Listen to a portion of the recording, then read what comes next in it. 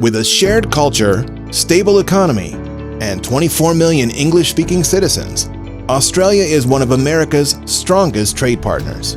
The Australian economy is one of the strongest in the world, notching positive economic growth every single quarter since 1991. Australia is also a favorable market because of its straightforward business culture, marked by strong rule of law and protection of intellectual property. The Australia-US Free Trade Agreement enables 99% of American-made consumer goods to enter the country duty-free. U.S. exports to Australia have increased 77% since 2005. Moreover, Australia is the third largest market for U.S. construction equipment and technology. In addition, Australia's openness to trade and its geographic location makes it a logical springboard into other nearby markets like New Zealand, Fiji, and Papua New Guinea.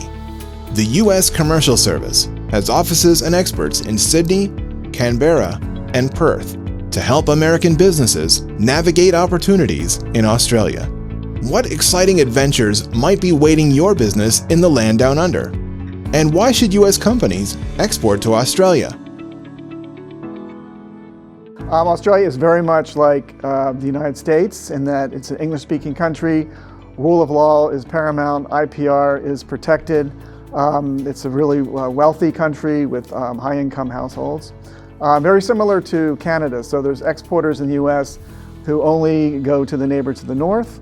It has a very similar economy to Australia, so ease of doing business is number one. Number two, we do have an FTA with Australia. It's been in force for over 10 years. It went fully in force just this past year, which means there are no tariffs at all. So when you're doing your pricing in Australia, you don't have to account for any duties. It's zero. It's very simple. Also with the FTA, you have access to government procurement projects, which you don't have with, which Australia does not have with non-FTA partners. Australia does not make much. It's a very extractive industry-centered economy where they don't have a very small manufacturing base.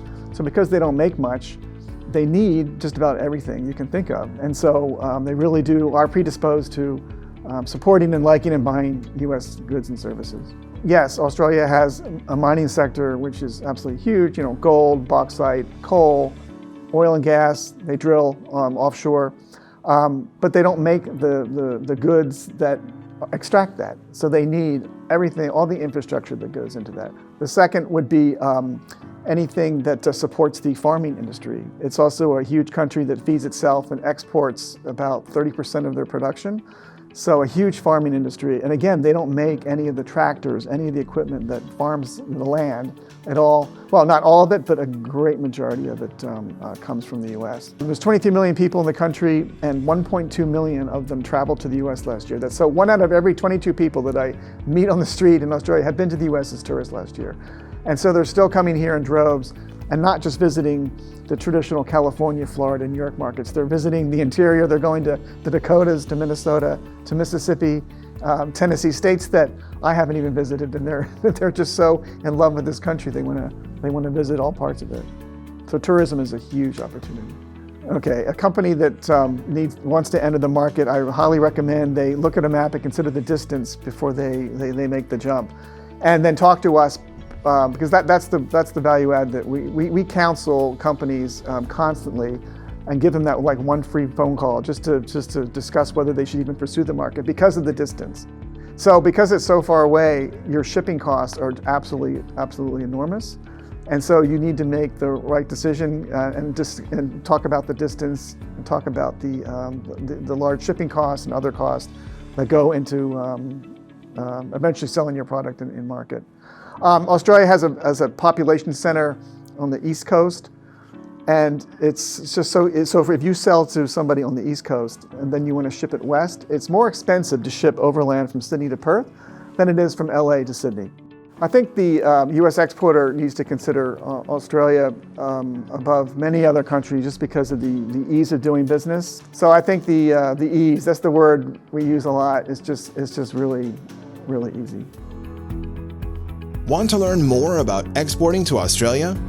Explore the Australia Country Commercial Guide on export.gov or connect with a U.S. Commercial Service trade professional. Brought to you by the U.S. Commercial Service, part of the U.S. Department of Commerce's International Trade Administration.